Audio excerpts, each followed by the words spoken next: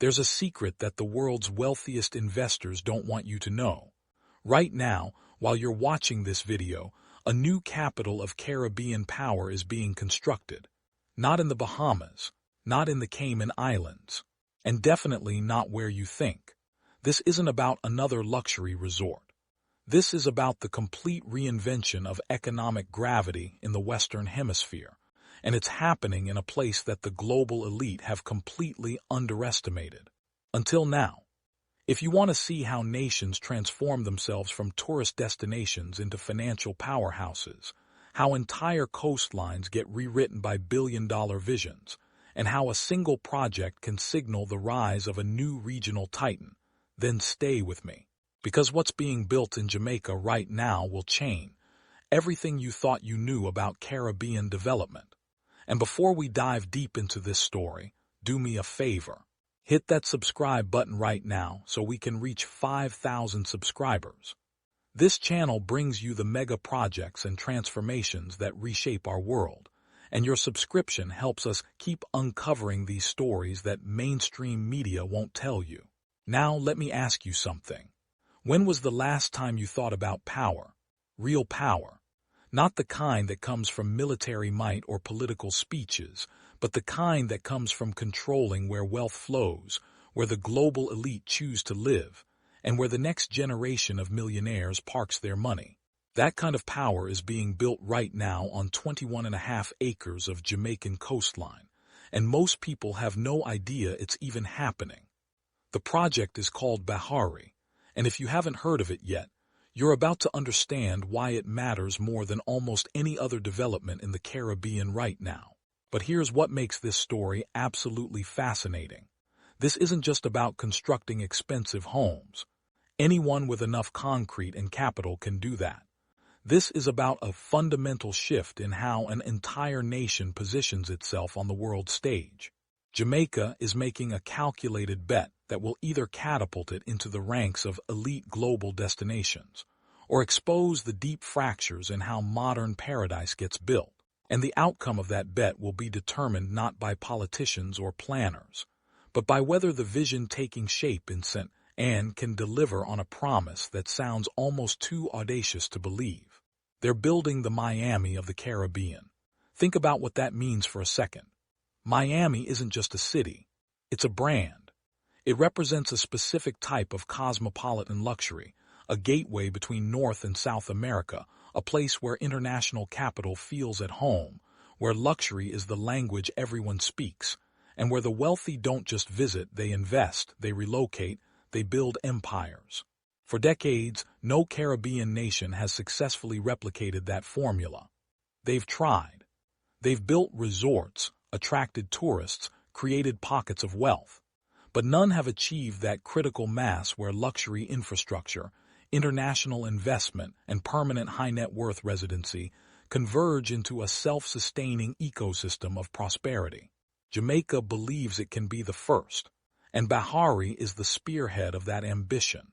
To understand why this matters, you need to understand what Jamaica has been up until this moment.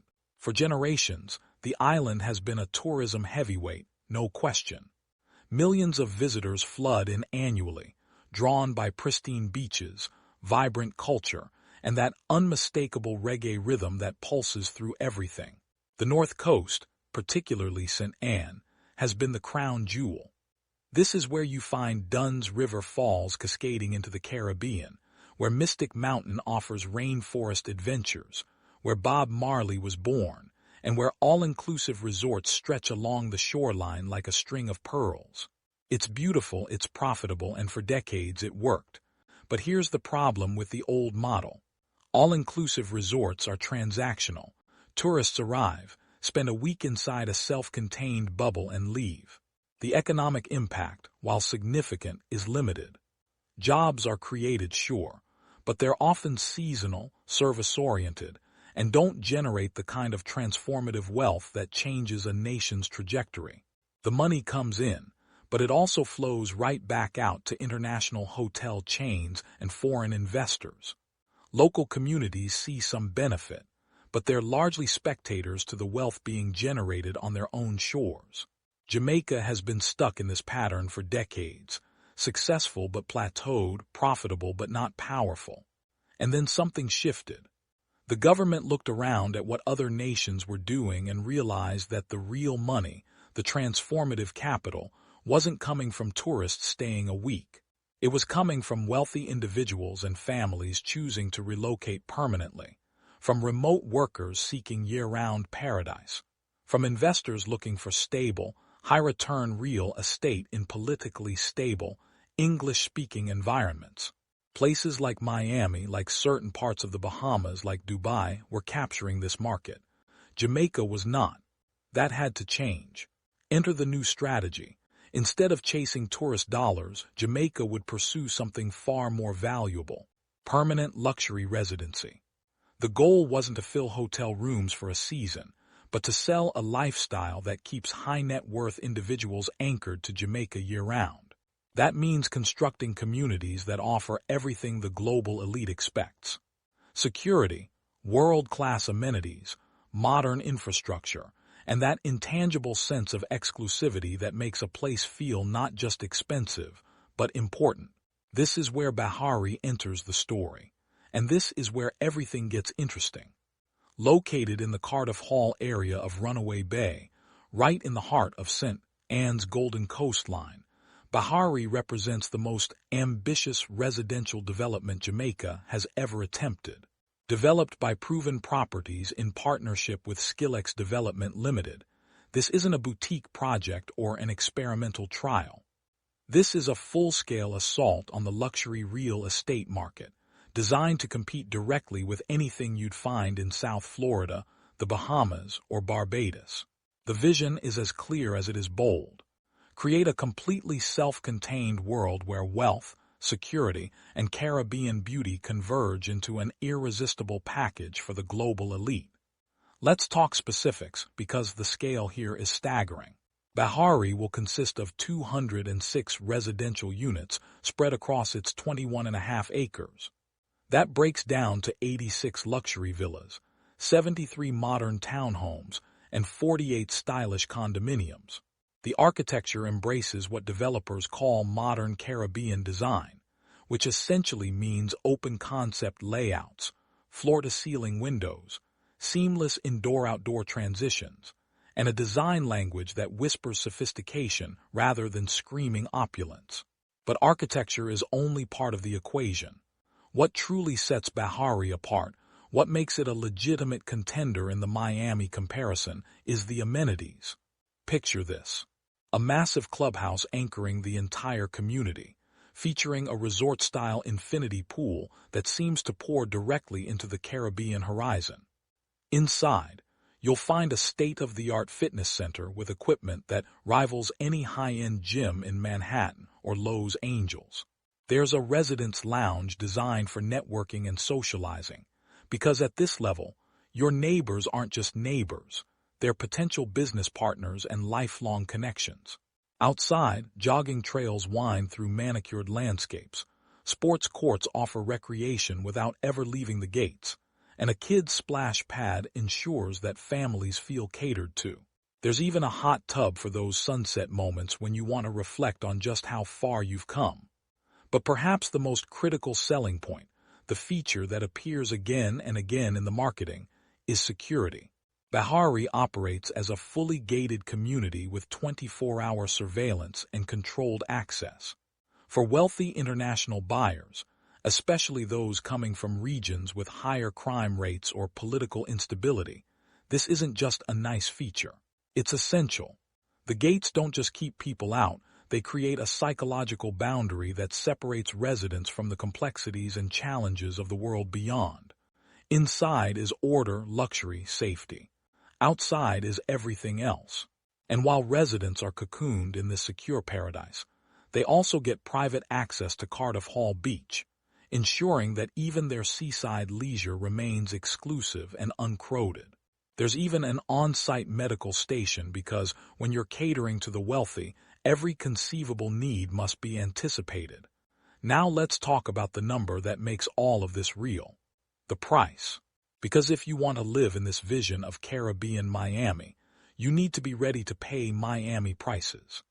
As of early 2025, a two-bedroom townhouse at Bahari lists for over $436,000. A three-bedroom unit, $564,000.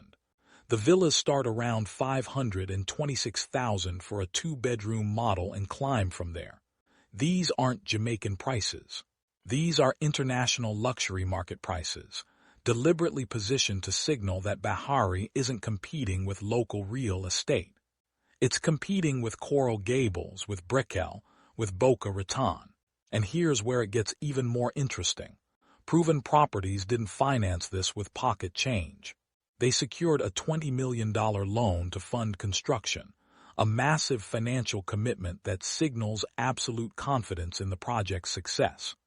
Construction is already well underway, moving through 3 carefully planned phases.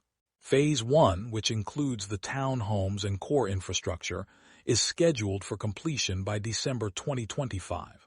That's not some distant future date. That's happening right now. By the time the next holiday season arrives, the first residents could already be moving in, toasting champagne in their private villas, while the rest of the world is just starting to realize what Jamaica has built. But a project this ambitious doesn't exist in isolation. It creates ripples, waves really, that spread through the entire economy. Let's start with the most immediate impact: jobs. During the construction phase alone, Bahari requires hundreds of skilled and unskilled workers. Engineers, architects, masons, electricians, plumbers, landscapers, the list goes on. Each of those workers draws a paycheck that circulates through local communities, supporting families, small businesses, and ancillary services. But construction jobs are temporary. What about after the hammers stop and the gates open? That's when the real long-term employment begins. A community of 206 high-end residences doesn't run itself. It requires an entire ecosystem of services. Property management companies to oversee maintenance and handle resident concerns. Landscaping crews to keep the grounds immaculate. Security personnel to staff the gates around the clock. Hospitality workers to manage the clubhouse, pool, and fitness center. Cleaning services, maintenance technicians, groundskeepers, administrative staff. The employment web extends far beyond what's immediately visible. These are permanent jobs, and while they may not all be high-paying, they represent stable income streams that weren't there before. Then there's the tax revenue. High-value real estate transactions inject serious money into government coffers. Every property sale at Bahari generates tax income. Every year of ownership generates property taxes. The economic activity within the community, from service contracts to utility usage, creates additional revenue streams. For a government actively seeking ways to diversify income and reduce dependence on traditional tourism, projects like Bahari represent a golden goose that keeps laying eggs year after year. But the economic story goes deeper than jobs and taxes. It's about perception, positioning, and power. For decades, Jamaica has been a tourism destination, a place you visit, a place you enjoy and then leave. The shift to permanent luxury residency changes that fundamental relationship. It transforms Jamaica from a destination into a home, from a vacation into an investment, from a week-long escape into a long-term commitment. And when high-net-worth individuals commit to a place, they bring more than money. They bring networks, expertise, business opportunities, and a level of engagement that tourists simply don't provide. A retiree who buys a villa at Bahari might also invest in local businesses. A remote working tech entrepreneur might start hiring local talent. A wealthy family might fund educational programs or cultural initiatives. The multiplier effects of permanent high-net-worth residency extend far beyond the initial real estate transaction. This is why the Jamaican government has been so aggressive in promoting this shift. They've streamlined approvals for luxury developments, created incentives for foreign investment, and made it clear that Jamaica is open for business at the highest levels. Bahari isn't an accident. It's the direct result of deliberate policy designed to reposition Jamaica in the global hierarchy of desirable locations. The goal is to make Jamaica competitive not just with other Caribbean islands, but with major international hubs. Why choose Miami when you could have the same amenities, better weather, lower taxes, and Caribbean culture? That's the pitch. That's the bet. And Bahari isn't alone. Across St. Anne, a wave of massive development projects is rising simultaneously, creating what some are already calling the Jamaican Riviera. In Richmond, plans are advancing for a new secrets resort that will add over 700 rooms to the region's inventory. New highways are being planned and constructed to improve connectivity, ensuring these luxury enclaves don't feel isolated, but rather integrated into a broader network of high-end infrastructure. And then there's the big one, Sugarcane Bay. This long-discussed mega-project, spearheaded by Charisma Hotels and Resorts, carries a price tag of $1 billion. If completed, it will add thousands of new rooms and stand as one of the largest single tourism investments in Jamaica's history. What's emerging isn't just a collection of individual projects. It's an ecosystem, a critical mass of luxury infrastructure designed to create network effects where each development makes the others more valuable. Bahari residents will have access to world-class resort amenities at nearby properties. Visitors to the mega resorts will see Bahari and consider purchasing property themselves. Investors will recognize that the entire corridor is being transformed and want to get in early. The goal is to reach a tipping point where the north coast of Jamaica becomes synonymous with Caribbean luxury, where it's mentioned in the same breath as Monaco, Dubai, or the French Riviera. Ambitious? Absolutely. Impossible? Maybe not. But here's where the story takes a turn, because every paradise has a price, and not everyone gets to pay their way in. When a two-bedroom townhouse costs nearly $500,000, we need to ask the uncomfortable question that hovers over every conversation about Bahari. Who is this actually for? The average Jamaican household income doesn't come close to affording these properties, not even in the same universe.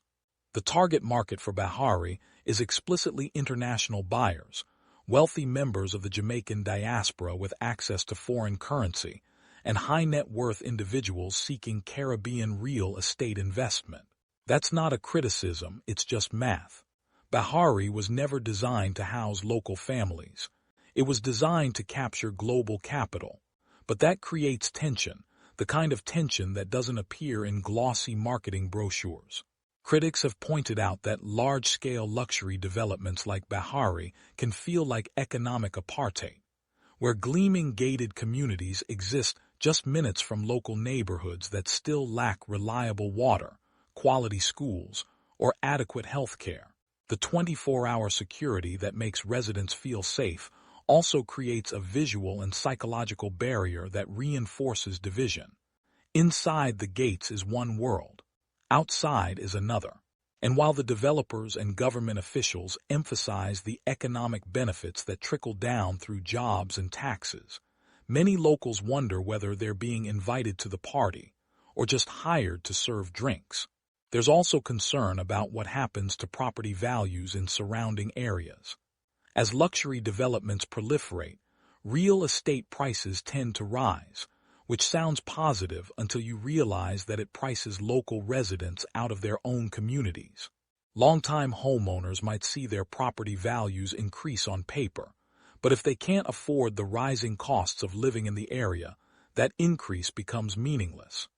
Young Jamaicans trying to buy their first home find themselves competing with international investors who can pay cash, sight unseen. The fear is that entire stretches of coastline could become inaccessible to the very people who have called it home for generations. And then there's the environmental question, one that doesn't get nearly enough attention in the race to build. Constructing 206 residential units on sensitive coastal land carries significant ecological risk. Jamaica already struggles with environmental challenges. Watershed degradation, mangrove destruction, coral reef damage, all exacerbated by decades of tourism and development. Large-scale construction amplifies these problems. Soil erosion increases. Natural drainage patterns get disrupted. Runoff from construction sites and later from manicured lawns and golf courses carries pollutants into coastal waters, threatening the very marine ecosystems that make the area beautiful in the first place. Then there's the elephant in the room that nobody wants to talk about at cocktail parties in luxury clubhouses. Climate change. Jamaica sits directly in the hurricane belt, and climate science tells us that storms are intensifying, sea levels are rising, and coastal infrastructure is becoming increasingly vulnerable. Building luxury developments directly on the coastline is a gamble, one that assumes either that engineering can overcome nature or that the wealthy residents can afford to rebuild after disasters. But what about the environmental cost of that cycle? What about the communities that get hit by the same storms but don't have insurance, private security, or the capital to reconstruct? The vision of a Caribbean Miami is compelling, but it's being built on land that nature might reclaim sooner than anyone wants to admit. Yet despite these tensions, despite the risks and the questions and the uncomfortable truths, the vision moves forward because the potential rewards are simply too big to ignore. If Bahari succeeds, if it becomes the model that proves Jamaica can compete at the highest levels of luxury real estate, then everything changes. International investment floods in. The national brand transforms from beach destination to global powerhouse. High-paying jobs multiply. Infrastructure improves not just in luxury enclaves, but across regions that benefit from increased tax revenue and economic activity. The Jamaican diaspora, which has long sent money home but rarely relocated permanently, begins to return, bringing skills, networks, and capital that fuel even more growth. This is the promise. This is the dream that justifies the $20 million loan, the years of construction, the political capital spent streamlining approvals. Jamaica believes that it stands at an inflection point, that the old model has been exhausted, and that the only path forward is upmarket, towards luxury, towards exclusivity, towards capturing a share of the global elite's wealth. And if that means building gated communities that feel disconnected from local realities, if that means environmental risk, if that means tough questions about equity and access, well, those are the costs of transformation. At least that's what the proponents argue. But there's another way to look at this, one that sees Bahari not as an inevitable step forward, but as a choice, a specific vision of progress that prioritizes certain values over others. What if Jamaica chose a different path? What if it invested the same energy and capital into building affordable housing, improving public infrastructure, creating economic opportunities that benefit a broader cross-section of society? What if the definition of success wasn't how closely Jamaica resembles Miami, but how effectively it builds prosperity that reaches beyond gated walls? These questions aren't meant to dismiss Bahari's potential benefits, but to acknowledge that every choice forecloses other possibilities, and that the path Jamaica is walking now will determine what kind of nation it becomes. Right now, as you're listening to this, construction crews are working on those 21.5 acres in St. Anne. Concrete is being poured. Walls are rising. Infrastructure is taking shape. By December 2025, the first phase will be complete, and the first residents will begin moving in. They'll swim in that infinity pool, jog those manicured trails, enjoy private beach access, and live inside a vision of Caribbean luxury that was designed specifically for them. And Jamaica will watch carefully, because Bahari is more than a real estate project. It's a test of whether this new strategy works, a test of whether a nation can transform its economic model without losing its soul, a test of whether paradise can be engineered and sold without destroying the very qualities that made it paradise in the first place. The world isn't paying attention yet, but it will be. Because if Bahari succeeds, It will inspire imitators across the Caribbean and beyond. Other nations will look at Jamaica's experiment and decide they want their own version. And if it fails, if the costs outweigh the benefits, if the social and environmental tensions prove too great, then it will serve as a cautionary tale about the limits of luxury-driven development. Either way, what's being built in St. and right now matters far beyond Jamaica's shores. So here's what I want you to think about. Is this the future you want to see? A Caribbean where luxury is the driving force, where economic success is measured by how many high-net-worth individuals choose to relocate, where paradise comes with a price tag and a gate code? Or is there a different vision, one that balances growth with equity, that attracts investment without displacing communities, that builds prosperity without sacrificing the environment? These aren't easy questions, and they don't have simple answers, but they're the questions that Bahari forces us to confront. The transformation is happening whether we're ready for it or not. The cranes are already in the sky. The foundations are already poured. And by the time you finish watching this video, another inch of progress will have been made toward that vision of a Caribbean Miami. The question isn't whether Bahari will be built. It will. The question is what it will mean, who it will serve, and what kind of precedent it will set for the countless developments that will follow. This is the story of Bahari. This is the story of Jamaica's audacious bet on luxury. And this is the story of how a single project on 21.5 acres could reshape power dynamics across the entire Caribbean. So what do you think? Is Bahari a brilliant strategy that will elevate Jamaica to new heights, or is it creating an exclusive bubble that will deepen existing inequalities?